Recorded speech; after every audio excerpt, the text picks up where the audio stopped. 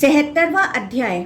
शिव मंदिरों के निर्माण का फल, शिव क्षेत्रों तथा शिव तीर्थों के सेवन की महिमा, शिव मंदिर के उपलेपन आदि का महात्मा। ऋषिगण बोले, हे सूत जी, हम लोगों ने आपके मुख से लिंग की स्थापना, लिंग प्रतिष्ठा के फल तथा लिंगों के भेदों को सुना। अब आप मिट्टी से लेकर रत्नों तक द्रव्यों से शिवालय का निर्माण करके मनुष्य जो फल प्राप्त करता है उस फल को कृपा पूर्वक बताएं। सूत जी बोले, हे ऋषियों, जिन शिव का ज्ञान संपन्न भक्त इस लोक में पुत्र, स्त्री, घर आदि से बंधन को प्राप्त नहीं होता, उसे ग्रहों से क्या प्रयोजन। फिर भी इंद्र तथा ब्रह्मा के द्वारा नमस्कृत परमेश्वर के भक्त ईंटों अथवा पत्थरों से उनका उत्तम मंदिर बनवाकर दिव्य रुद्रलोक को जाते हैं। बाल भाव से भी पत्थर, मिट्टी अथवा धूल से इन शंभु का उस प्रकार का आलय मंदिर बनाकर आदि देव शिव का विधि पूर्वक पूजन करके वे रुद्रत्व प्राप्त करते हैं। अतः भक्तों को धर्म, अर्थ, काम की सिद्धि के लिए पूर्ण प्रयत्न से भक्ति पूर्वक शिवालय का निर्माण करना चाहिए। केसर, नागर, द्राविड़ अथवा अन्य प्रकार का शिवालय भक्ति पूर्वक बनाकर भक्त शिवलोक में प्रतिष्ठा प्राप्त करता है। जो भक्त कैलाश नामक शिवालय का निर्माण करता है वह कैलाश शिखर के आकार वाले विमान में सुखपूर्वक आनंद मनाता है। जो मनुष्य शिव के लिए अपने सामर्थ्य के अनुसार भक्ति के साथ विधि पूर्वक उत्तम, मध्यम अथवा अधम श्रेणी का मंदर नामक शिवालय बनाता है, वह मंदर पर्वत के सदृश सभी ओर मुख वाले अप्सराओं से युक्त तथा देव दानवों के लिए दुर्लभ विमानों से रम्य शिवलोक में जाकर अभीष्ट सुखों का उपभोग करके ज्ञान योग प्राप्त कर गणाधिपति पद प्राप्त करता है। जो मेरू नामक शिवालय बनाता है वह जो फल प्राप्त करता है वह फल सभी महायज्ञों के द्वारा भी संभव नहीं है। सभी प्रकार के यज्ञ, तप, दान, तीर्थ तथा वेदा अध्ययन करने से जो फल होता है उस समस्त फल को प्राप्त करके वह मनुष्य शिव की भांति चिरकाल तक आनंदित रहता है। जो बुद्धिमान मनुष्य भक्ति पूर्वक निषद नामक शिवालय बनाता है वह शिवलोक प्राप्त करके शिव के समान चिरकाल तक आनंदित रहता है। हे विप्रों, जो मनुष्य हिमशैल नामक अत्युत्तम शुभ शिवालय बनाता है वह हिमशैल के समान विमानों से दिव्य शिवलोक पहुंचकर ज्ञान योग प्राप्त करके गणाधिपति पद प्राप्त करता है। जो मनुष्य अपने सामर्थ्य के अनुसार रुद्र शिव के लिए भक्ति पूर्वक नीलाद्रि शिखर नामक परम सुंदर शिवालय बनाता है वह जो फल प्राप्त करता है उसे मैं बता रहा हूँ। भक्ति पूर्वक हिमशैल नामक शिवालय का निर्माण करने पर जो फल पहले बताया गया है उस संपूर्ण फल को प्राप्त करके वह सभी देवताओं से नमस्कृत होता हुआ रुद्रलोक प्राप्त करके रुद्रों के साथ आनंद मनाता है। रुद्र का अत्यंत प्रिय महेंद्र शैल नामक शिवालय बनाकर मनुष्य जो फल प्राप्त करता है उस फल को मैं बता रहा हूँ। हे मुनि श्रेष्ठों, वह मनुष्य महेंद्र पर्वत के आकार वाले तथा वृषवा से जुटे हुए विमानों से दिव्य शिवलोक में जाकर वहीं यथेष्ट सुखों को भोग कर रुद्रों से पूर्ण ज्ञान प्राप्त करके विश्वों को विष की भांति त्याग कर शिव सायुज्य प्राप्त करता है। जो मनुष्य रत्न जटित सोने का द्राविड़, नागर अथवा केसर कोटि का शिवालय विधान पूर्वक बनवाता है अथवा सम अथवा दीर्घ शिखर, चोटी या मंडप बनवाता है उसके पुण्य का वर्णन सैकड़ों युगों में भी नहीं किया जा सकता है।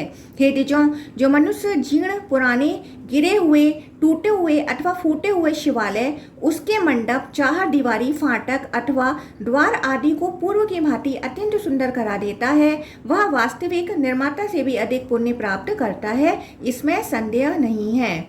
जो मनुष्य आजीविका के लिए शिवालय में कार्य करता है वह अपने बांधवों सहित स्वर्ग लोक जाता है, इसमें संदेह नहीं है। जो अपने सुख की सिद्धि के लिए शिवालय में एक बार भी कुछ कार्य कर देता है वह सुख प्राप्त करके प्रसन्न रहता है। अतः हे उत्तम मुनियों, जो मनुष्य भक्ति पूर्वक काष्ठ, पत्थर आदि से शिवालय बनवाता है वह शिवलोक में प्रतिष्ठा प्राप्त करता है। हे श्रेष्ठ मुनियों, महेश की प्रसन्नता के लिए तथा धर्म, अर्थ, काम, मोक्ष के लिए पूर्ण प्रयत्न के साथ शिवालय का निर्माण करना चाहिए। हे श्रेष्ठ मुनियों, यदि कोई उत्तम शिवालय बनाने में असमर्थ हो तो वह शिवालय में सम्मार्जन, बुहारना आदि के द्वारा भी समस्त वांछित फलों को प्राप्त कर लेता है। जो व्यक्ति कोमल तथा सूक्ष्म झाड़ू से सफाई करता है वह महीने भर में 1000 चांद्रायण व्रत का फल प्राप्त करता है। जो मनुष्य पवित्र वस्त्र से छने हुए गंध तथा गौमय के जल से विधान के अनुसार आलेपन लीपने का कार्य करता है वह वर्ष पर्यंत चांद्रायण व्रत करने का फल प्राप्त करता है। शिवलिंग के चारों ओर आधा कोस का क्षेत्र शिव क्षेत्र होता है। जो अपने दुरस्थज प्राणों को इस क्षेत्र में छोड़ता है वह शिव सायुज्य प्राप्त करता है। हे सुव्रतों, यह अर्धकोश माना शंभु बाणलिंग अर्थात केवल ज्योतिर्लिंग का है।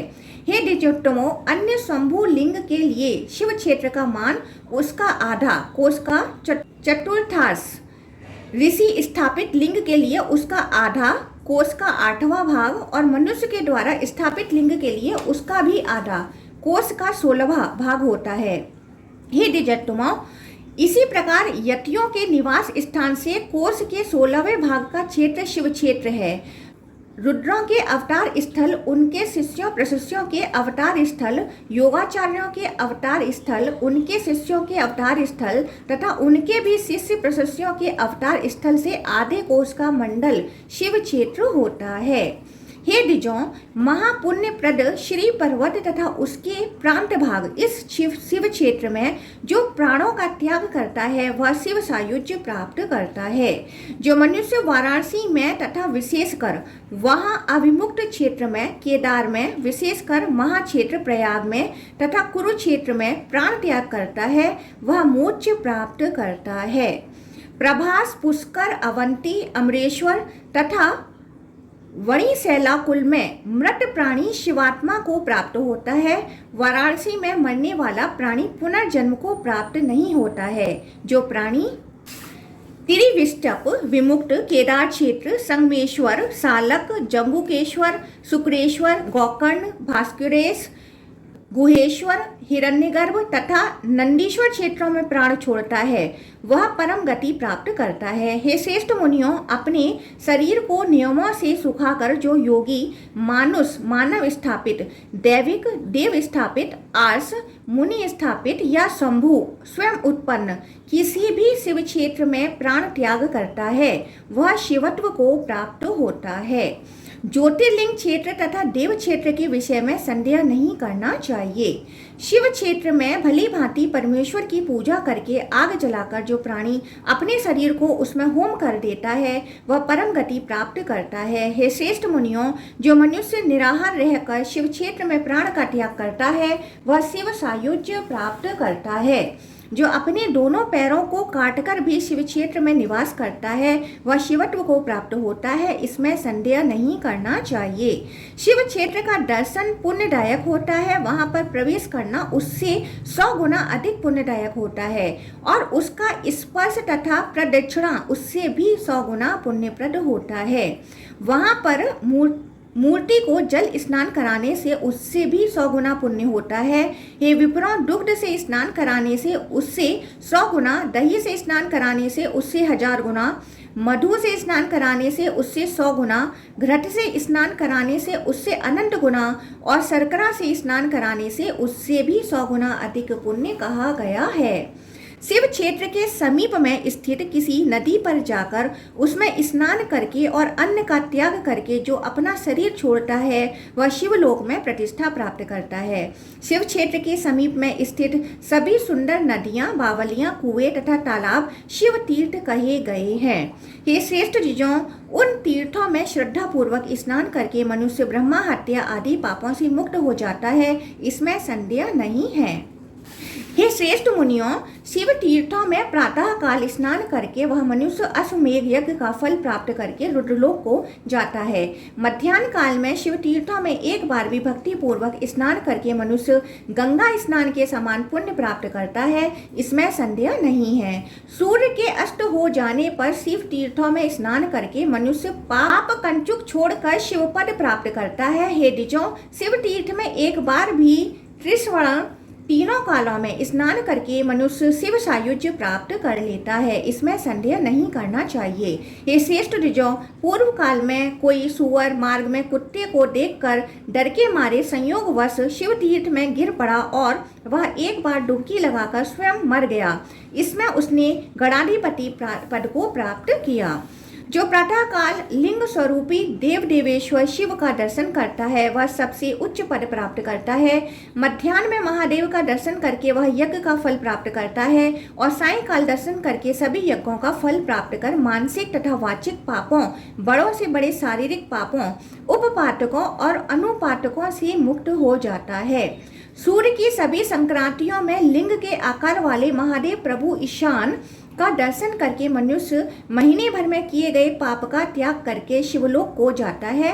दक्षिणायन कर्क संक्रांति तथा उत्तरायण मकर संक्रांति तथा विषुपत मेष तुला संक्रांति में अर्ध मास पर्यंत विधिवत शिव की पूजा करके मनुष्य परम गति प्राप्त करता है। पवित्र स्थान में जो मनुष्य सव्य अपसव्य विधि से अर्थात सोम सूत्र का उल्लंघन किए बिना धीमी गति से चारों ओर से शिवालय की 3 प्रदक्षिणा करता है वह प्रत्येक पद पर अश्वमेघ यज्ञ का फल प्राप्त करता है। जो मनुष्य वाणी से नित्य परमेश्वर शिव का जप करता है वह भी शिवलोक को जाता है। उसे पाकर उसके लिए फिर क्या शेष रह जाता है।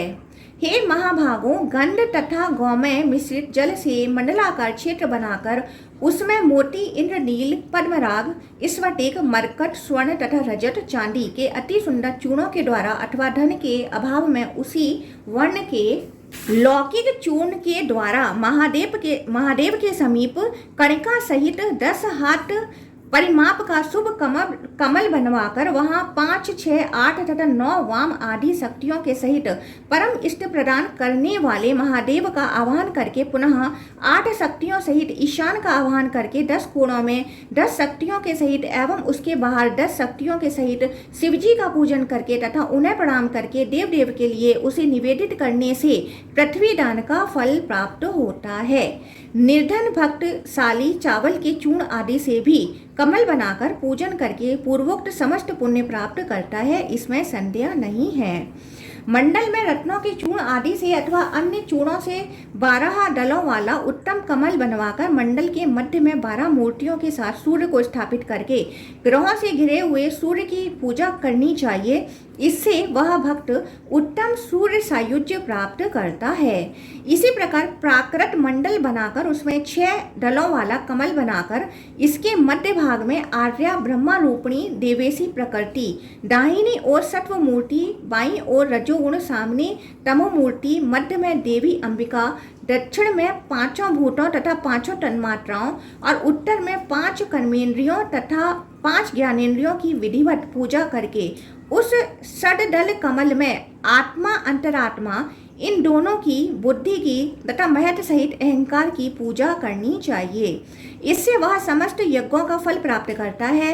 हे मुनियों, इस प्रकार मैंने आप लोगों को संपूर्ण उत्तम प्राकृत मंडल बता दिया। हे श्रेष्ठ विप्रों, अब मैं संपूर्ण कामनाओं को सिद्ध करने वाले साधन का वर्णन करूंगा। मंत्र को जानने वाला भक्त विधान पूर्वक गाय के गोबर से गौचर्म का अर्थ है यहाँ जितने स्थान पर 1000 गौएं और 10 बैल बिना बांधे इधर उधर स्वच्छंदा पूर्वक विचरण कर सके उतना स्थान गौचर्म कहलाता है। के बराबर चौकोर मंडल बनाकर जल से अभ्युक्षण छिड़काव करके उसे वितान आदि अथवा मनोहर छत्रों से स्वर्ण निर्मित अर्धचंद्राकार बुडबुडों से सुवर्णमय पीपल की पत्तियों से खिले हुए श्वेत कमलों तथा लाल कमलों और नील कमलों से वितान के किनारे लटकती हुई मोतियों की मालाओं से, श्वेत ध्वजों से, श्वेत मिट्टी के पात्रों से, मनोहर जल पूरित घड़ों से, फल पल्लव मालाओं से, वैजंतियों से, असंख्यों रेशमी वस्त्र से, 50 दीपमालाओं से तथा 5 प्रकार के सुगंधित धूपों से अलंकृत करके 50 दलों से युक्त उत्तम कमल बनाएं। इस प्रकार विविध रंग के चूड़ों से अथवा सफेद चूड़ों से विधान पूर्वक 1 हाथ परिमाप का कमल बनाकर उसकी कणिकाओं में देवी सहित देवेश्वर शिव की स्थापना करें। हे सुव्रतों, कमल के पत्रों में पूर्व दिशा आदि के क्रम से रुद्रों के साथ आकार आदि वर्णों को स्थापित करें जो आदि में प्रणव ओम तथा अंत में नमः से युक्त हो। हे श्रेष्ठ मुनियों, इस प्रकार भक्त क्रम से गंध पुष्प आदि से पूजन करके वहां विधि पूर्वक 50 ब्राह्मणों को भोजन कराए। तत्पश्चात उन श्रेष्ठ ब्राह्मणों को जपमाला, यज्ञोपवीत, कुंडल, कमंडलू, आसन, छड़ी, पगड़ी तथा वस्त्र प्रदान करके देव शंभु को महाचरु निवेदित करके एक काली गाय तथा काला वृषभ प्रदान करे। अंत में चूर्ण निर्मित मंडल तथा पूजन के उपयोग के द्रव्यों को देव शिव को समर्पित कर दे और आदि में ओम लगाकर बुद्धिमान भक्त प्रत्येक वर्ण को अनुक्रम से जपे। हे विप्रों, इस प्रकार जो मनुष्य श्रद्धा पूर्वक उत्तम संपूर्ण मंडल बनाकर जिस फल को प्राप्त करता है उसे मैं संक्षेप में बता रहा हूँ। समुचित रूप से विधि पूर्वक अंगों सहित वेदों का अध्ययन करके विधान के अनुसार क्रम से ज्योतिषोम आदि से लेकर विश्वजित का सभी यज्ञों को करके अपने सदृश पुत्रों को उत्पन्न करके पत्नी सहित वानप्रस्थ आश्रम में प्रविष्ट होकर अग्नि कर्म करके पुनः हे द्विजों, चांद्रायण आदि सभी व्रत संपन्न करके और इसके बाद सभी क्रियाओं का त्याग करके ब्रह्मा विद्या का अध्ययन कर यत्न पूर्वक ज्ञान प्राप्त कर पुनः उस ज्ञान के द्वारा ज्ञेय का दर्शन करके वह योगी जो फल पाता है उस फल को वह संपूर्ण वर्ण मंडल के दर्शन मात्र से प्राप्त कर लेता है।